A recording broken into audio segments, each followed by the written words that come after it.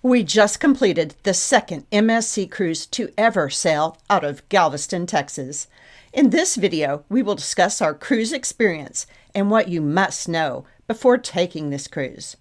Stick around to the end of this video where we will discuss costs and who should take an MSC cruise out of Galveston.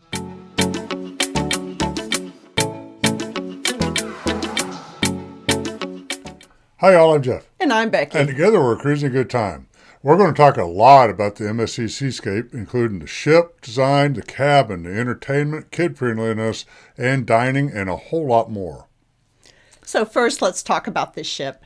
So she's pretty new. She was built in 2022, and she's a beautiful ship. I really love the decor. I love they had all these small metal statues, and some big metal statues throughout the ship that kind of really added to the beauty and elegance. They really did. A really attractive ship there on it. She's about 170,000 tons and has about 5,877 passengers, 5,877 passengers at maximum capacity. You can compare that to a ship we're on about a month ago, the Star Princess, which is just a little bit larger in the tonnage, but carries about 700 fewer passengers at maximum capacity. And I could feel the difference in terms of the crowds on board the ship. What do you think? Same thing. I could feel the difference in the crowds, and especially when waiting for elevators. Yeah, oh, absolutely. Yeah, they had those programmable, smart elevators, and they weren't too smart on the MSC Seascape. I got to admit, or something was wrong with the programming or something there. I want to say, though, although it's really a large ship, that boarding was pretty quick. It was very convenient. Yep. This new port, super nice, easy to park at, super quick to get into the terminal.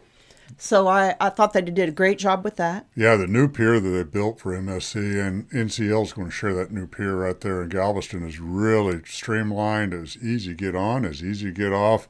They have a parking garage right there by it, so you don't have to park 100 miles away. And we used a VIP surface lot, and when we came out of customs right there, it was maybe 50 yards to our car. It was really, really easy. Everything was real cut and dried. Traffic flowed in and out very well. So you know how much I love to swim, so I'll talk about the pools. So this ship has 5 swimming pools. Now, one of them is only for the yacht club, and one of them is for the kids. And then the aft swimming pool is not very deep, but I do love an aft pool in the back. They also had a pool with a retractable roof, the jungle pool. And then they had the marina pool on the Lido deck. Now, for me, that would be my favorite pool because I like where you have a lot of sunshine, and some shade. Yeah. So the pool was nice because it had stairs that you could go down, a shallow end, and then a deep end, like if you wanted to tread water. So those were good things about the pool. It had a lot of lounge chairs around it, so that was nice. But it was very limited on how much shade. There was very little shade to be had on the Lido deck on the ship. Oh, yeah, that's probably my biggest complaint about it was there's no shade by the Lido deck. Most of the cruise ship pools have like a balcony, a mezzanine around the pool area as well for people to lay in, but that provides some shade for people on the pool level. And I like to just hang out by the pool. I may use my computer, do some YouTube channel stuff right there by the pool, but I'm hanging out by it. You couldn't do that on this ship. There was no place to sit out, and you had the blistering sun. The pool was really nice, though. I liked the way it was. It was kind of fun that they had a little stand-up bar in the middle of the pool. You could stand up right there and have your drink. But the thing I found the most humorous about it was it had just a straight step down into the deep end. So you could just be walking and then suddenly step off into the deep end of the water. So you got to watch out for that. But it was kind of a fun thing to take advantage of. And one of the things I really did love about this is some of you know that my arm and hand on the right side are greatly damaged in a car accident. So there's no way I can climb a ladder. So I was super happy they had stairs. So I was at least able to get in the water. And this is, a recent development. So I was very excited for the ability to get in the water in the sunshine. Yep. So The jungle pool was also. I hung out in jungle pool some mornings, had a cup of coffee, and did some work on the computers. That's the pool that has a retractable roof, and in the afternoons, good weather, they'd open it up partially there for you. But that was kind of a good area to hang out in as well. I didn't go swimming in that pool, but just Yeah. kind of just took in the whole jungle vibe. It was kind of neatly decorated there. I thought it was a little sultry in there for my taste. Oh, it is a jungle. So one thing I didn't like about the Lido pool is it didn't have like any outdoor restaurants with it. There was not a burger place, there was not a pizza place, and we'll talk about that more later. So if you wanted something, you need to go to the buffet that was like one floor down. You know, another thing I found a little disappointing about that area around the marina pool was that it was just dirty. I don't know if it was soot coming off the stack, but the decking and all the chairs had this black stuff all over it, and it'd get all over your clothes if you didn't wash it off. And then there's just stuff like a couple times some candy wrappers just kind of hanging out there, which I found interesting because they had staff cleaning the ship all the time inside around the atrium. They were cleaning the handrails, and you could see people vacuuming and all that. So it's kind of a contrast to what you saw downstairs. Another part of the ship is the atrium. This is kind of the heart of the ship on the inside. It's right there in midship. It has 4 floors on it, so it goes all the way from deck 5 up through deck 8. And it's kind of where a lot of things congregate there. We had the white party there that night, for example, because of a rain out up on the marina deck where it was supposed to have been initially. And they had a bar on the ground floor, the stage is on the second, and then they had some bars up and down the sides on it right there. Yeah, and it was a really fun area. They'd have that band on the second. They'd be playing different music.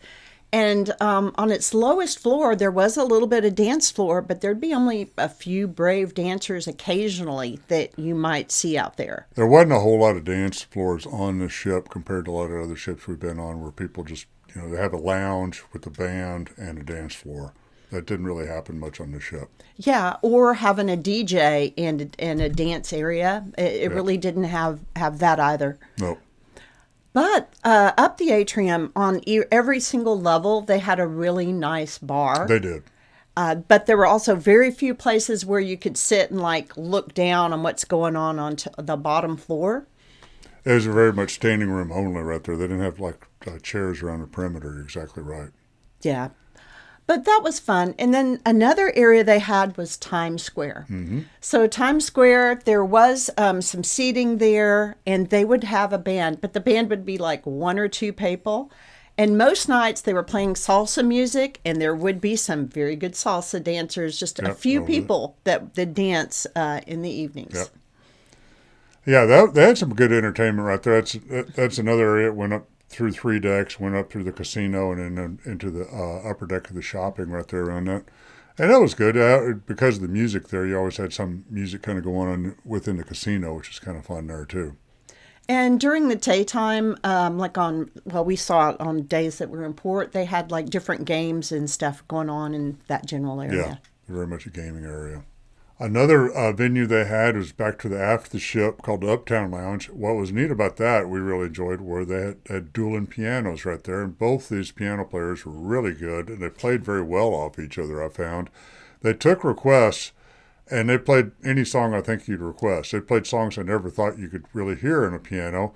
One song I really like a lot is Crazy Train by Ozzy Osbourne, and they played Crazy Train on the dueling pianos. It was a lot of fun, so it was a good entertainment there.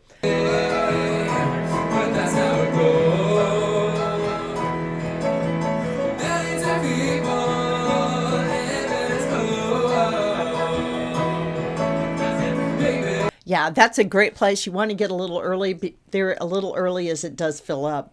Next, let's just talk about cabins. We selected an inside cabin. We thought it was pretty well thought out. It was attractive. We really had no issues with the cabin. I liked that it had a shower door. Yeah, that was nice. For an inside cabin, I was expecting a tiny curtain shower. And no, it had a shower door, and you could move around in it just fine. So it was for an inside cabin, it was decently sized and very well decorated. There were a few things that I noticed in the cabin. Now, I know we're not cruising to watch TV, But you might be traveling with like some elderly relative, et cetera, who wants to watch TV. So I thought you'd want to know that there are very few channels on the TV. And the movies are pay-per-view for $10 a movie, not a huge selection and not like super brand new movies. And then another thing I'd noticed is that there's no tissues in the room. However, if you call guest services, they will bring them. So tissues are upon request. I thought that was kind of interesting. That's kind of interesting, wasn't it? Yeah.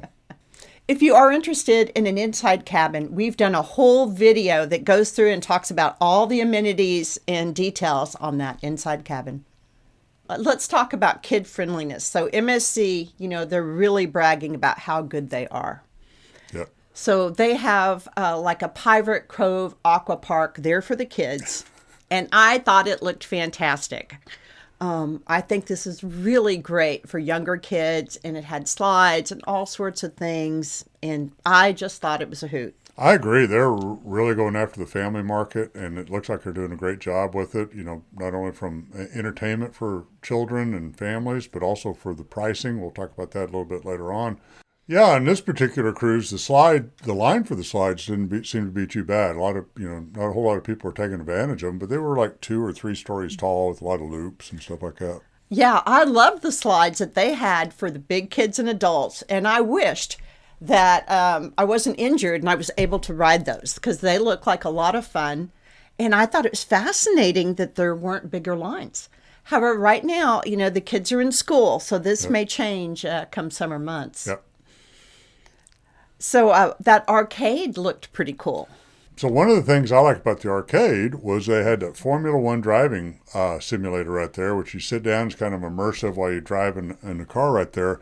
If you take advantage of the MSC match status for the loyalty program and you match into Diamond, then you get to do one time for free on the cruise, save a little money that way.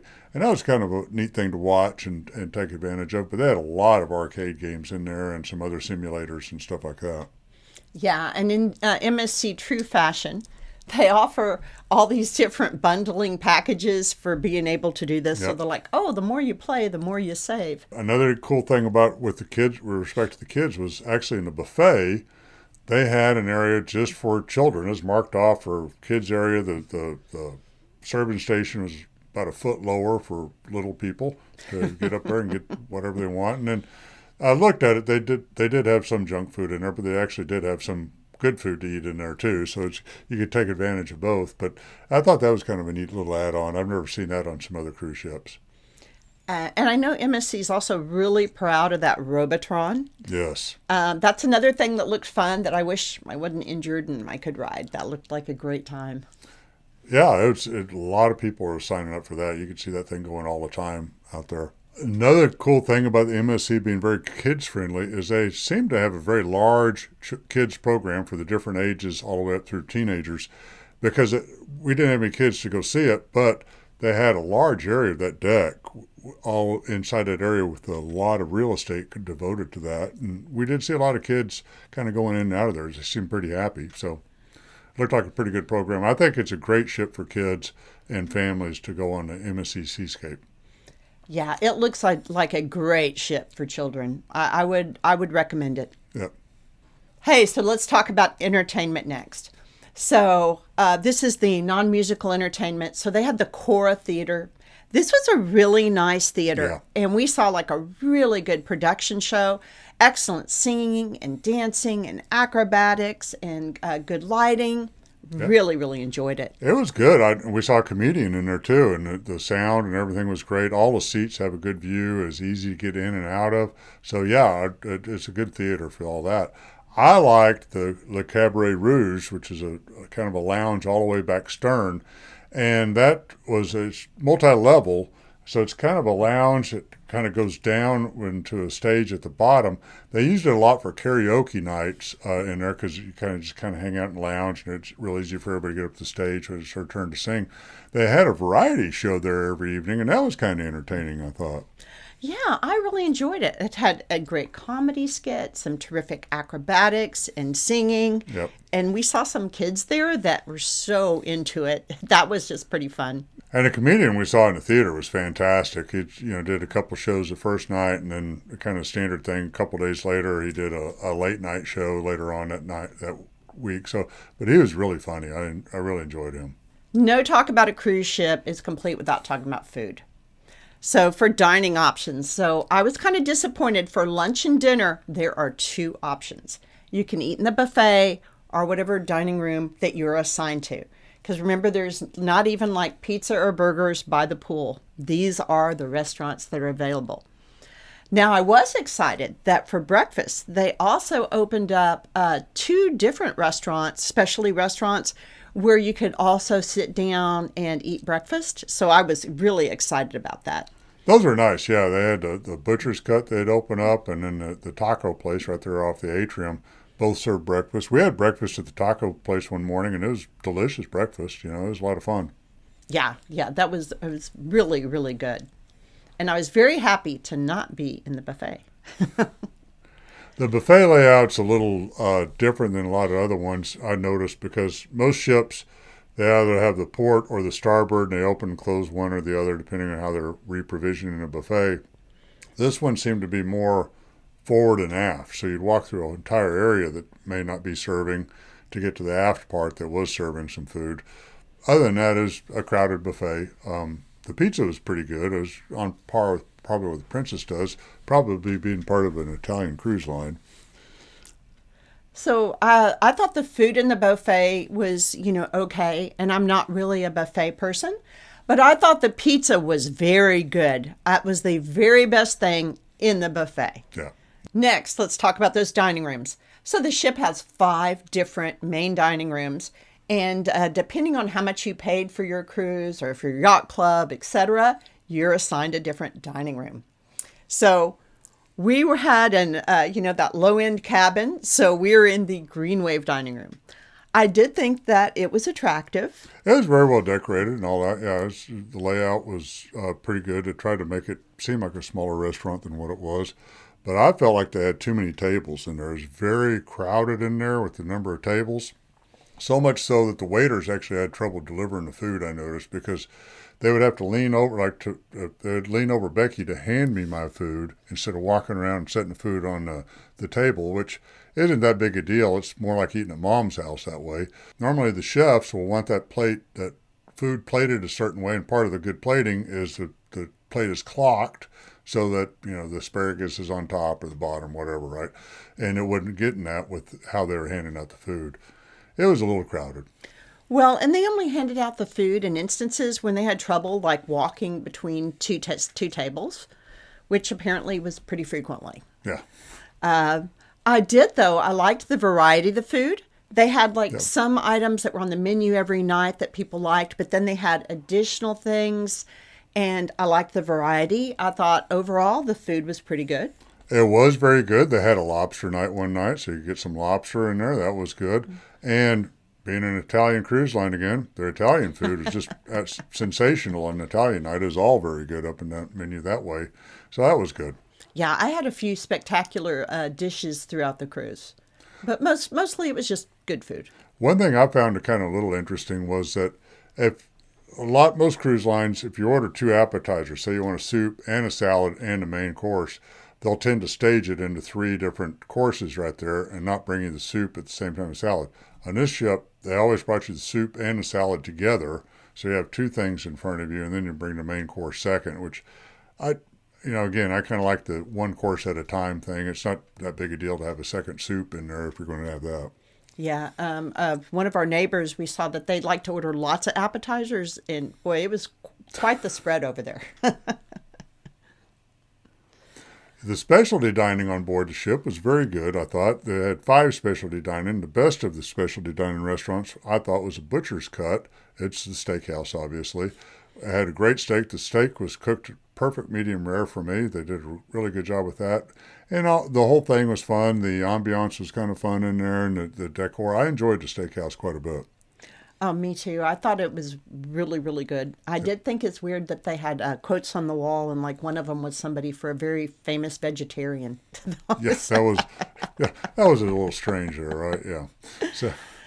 We went to the Ocean K restaurant. We didn't quite enjoy it as much as we did Butcher Scott.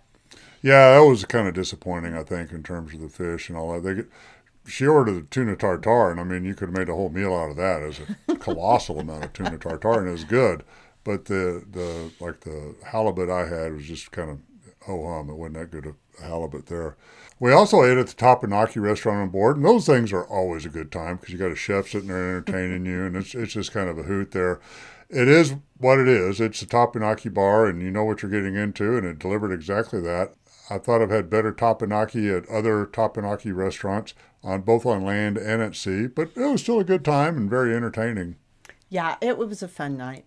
So we always like to talk about room service for those who are interested. So if you fill out the card that's in your room, you can get a free continental breakfast delivered to your room. Yep. However, we did this one night, and it has a little time period. Like we asked for it to be delivered between 7:30 and 8 because we wanted to leave our room at 8:15. However, it didn't come until 8:15, so we didn't actually eat any of the room service. Yeah, and it was a simple order. It was 2 coffees and 2 chocolate croissants, and we're walking out. We wait around to 8:15, and we got to go down there and muster for the shore excursion. And we're literally opening up the door, and the guy's starting to knock to deliver it 15 minutes late. So found that a bit annoying because most cruise lines I've been on, the previous 3 cruise lines we've been on before this one, usually you get the food about 15 minutes before you put it down there. If you put 7:30, maybe showing up at 7:20. This one was a little bit later. Yeah, and then so I looked also about getting room service delivery. And so depending on how you booked your cruise, some people had to pay for every time anything was a delivery, like a delivery fee. And then that was for those that had the Bella class. And then everything that you had brought to your room, you actually had to pay for. It wasn't a lot of money, but I just philosophically have an issue with having to pay for food on a cruise. And just kind of a follow-up on coffee. Coffee was, especially coffee, was easy to get on board a ship because I think every bar had an espresso machine. And so it was easy to get because there's no waiting in line. You go to any bar and get it. That was a huge plus. So we could get excellent coffees at any of these bars. Oh, and it was covered by the drink package. The spa on the ship was huge. And so we did a tour of the thermal spa area, and it's the most comprehensive I've ever seen on any cruise line. They must have had 10 different rooms. They actually had an ice room in there, in addition to the hot, cold, and all that stuff. He was showing us around and saying, oh, you do this, and you do that, and you do this. And I was thinking, I have to have a scorecard to keep track of what I need to do in here. It's so elaborate and so much going on there with it. Yeah, for the thermal spa, if you're into this is a fabulous ship for you. Yeah, absolutely. And then, I also did a massage, and, it was a good massage. So anyway, 2 thumbs up for the spa area on this ship. It was fabulous. On the casino front, I found the casino to be very favorable for players. In a couple of cases here, one with blackjack, they had a $15 minimum table that would still pay 3-2 on a natural instead of 6-5. Plus, they actually offered a surrender, which is very unusual at any casino, land or sea anymore, to see a surrender anymore. The dice table is also good odds. Instead of just offering double odds, they do 3, 4, 5 odds on the point. So I thought the casino was very fair towards the player in that way. So the next item is like one of the most important for me, which is the staff. And the staff on this ship were phenomenal. And they really went out of their way to help you solve weird problems. Like for me, our room steward was just so helpful. So, my arm is really, really injured, and I can't move my hand in lots of ways. And I couldn't actually use the soap dispenser in the cabin. So anyway, I mentioned this and asked if he could bring me a separate one that stands up or anything. And he said, hey, there's nothing here on the ship that I know of that can help, but let me think about it and get back with you. And when we came back to our cabin that same night, he'd found a bar of soap in packaging. So I think it was made in China. And my guess is that this belonged to one of the crew members, and it was a personal spot. And he brought it for me to use. And I was so appreciative and thought it was so thoughtful. And, another issue for me is I sleep with ice bags on my arm every night. And like that little bitty ice bucket is not enough ice. And so he brought me a champagne bucket full of ice every night. And anyway, I thought that was so amazingly helpful. Yeah. The staff overall, it doesn't matter what department, whether it's restaurant services or hotel services, the cleaning crew, everybody we ran into, they were all very, very friendly, very engaging, made you feel very welcome on board the ship. So it sincerely tried to solve whatever problem you had, if you had one, to make it better. So I thought they're very good. Yeah, we had a problem with our door. Our door to the closet had an issue and wouldn't shut. It was fixed that night. Yeah. It was just amazing how helpful that these crew members were, and so very, very nice.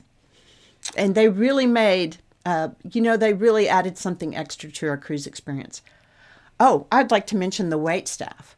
So there were a lot of wait staff. It was very easy to order drinks, and they were very quick to show up. Yeah, they were good. Anywhere around the Atrium, any bar, whether it's Atrium, whatever, they were right there with the drink very quickly. So I thought that was really nice. The loyalty program MSC offers is actually very good. Be sure to take advantage of the matching they have for whatever you have loyalty status you have with whatever travel company right now. There's a place to do it on their website. It's very easy to do. We matched with Princess Cruise Lines from Elite into Diamond status, which is one below what MSC has with Blue Diamond. But they'll match other than cruise lines. They'll match Sandals Resorts. They'll match hotels, Delta Airlines, anything you have, whatever your highest status is, match it into MSC, take advantage of it. As Diamond members, I was really surprised what all we got. We got a free specialty meal. We got pictures. We got a bottle of champagne. We got chocolates. We got an hour in spa. All sorts of stuff they throw in there with the Diamond status, which I thought was really different than a lot of other cruise lines. Yes, I was so happy with the matching program, and I was delighted with all the perks we got when we're not the highest level. And I believe the highest they'll match is Diamond. But anyway, we were thrilled. So one thing we promised to talk about is the money and the costs. I think MSC is going hard at the Carnival and Royal Caribbean markets for sure. Where they're doing their ships, their pricing and all that. They're definitely in the bare bones, bottom base pricing if you go out there and look. But what kind of drives me crazy with them is they do start nickel and diming you on top of everything you do. It's almost like the Spirit Airlines model. You can get on board really cheap, but if you want the reserve seat, you want reserve cabin and all that, it's going to cost you a little bit more. So that layered pricing I kind of found a little bit annoying. Me too.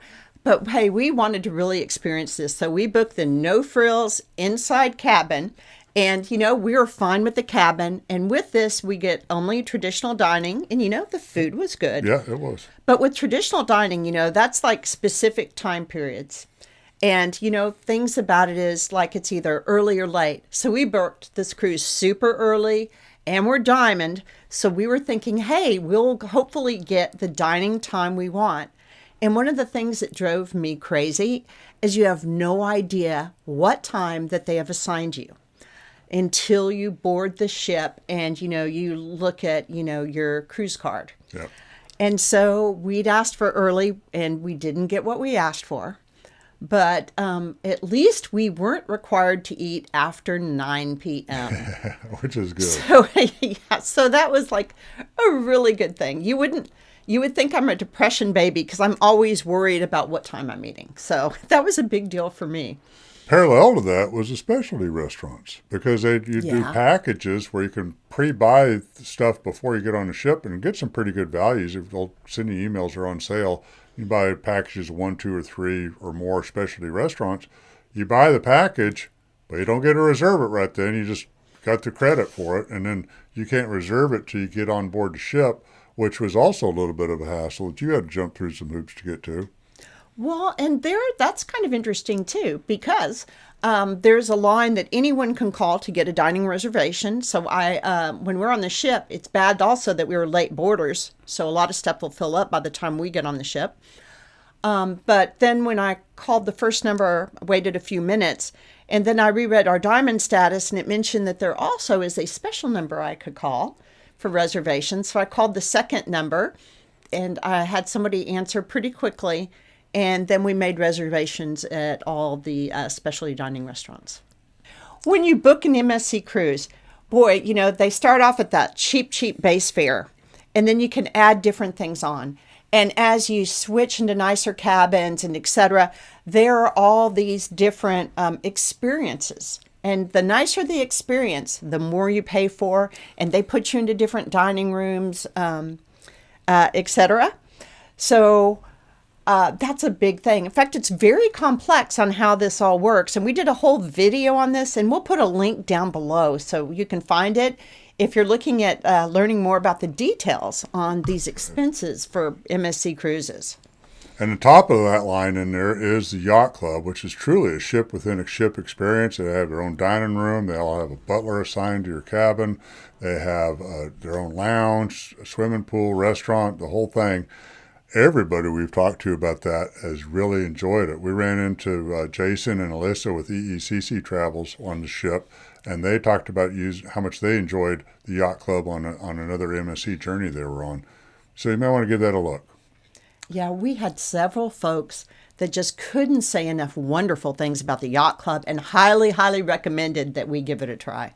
Of course, the big question is, who is this MSC cruise on the Seascape out of Galveston for?